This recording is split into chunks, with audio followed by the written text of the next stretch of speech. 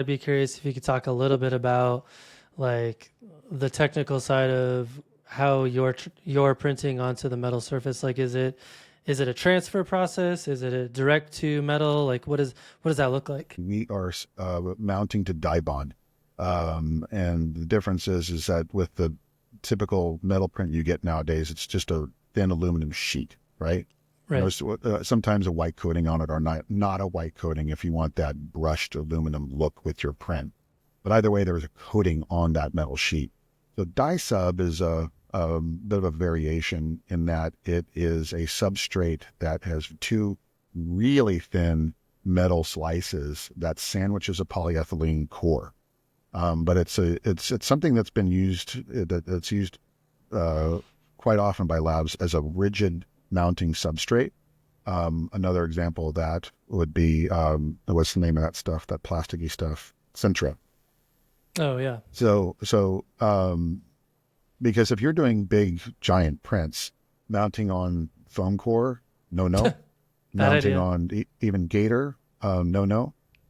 So having alternatives like Dibond or Sintra, which will be rigid with something big like that, that if introduced to humid environments or environments that have shifts in temperature, won't bow or warp or shift on you like that. So first thing we do is and that's why we're calling it metal. We use Dibond, and then we print onto its self-adhesive paper-like stuff. Is the best thing I can do to call it.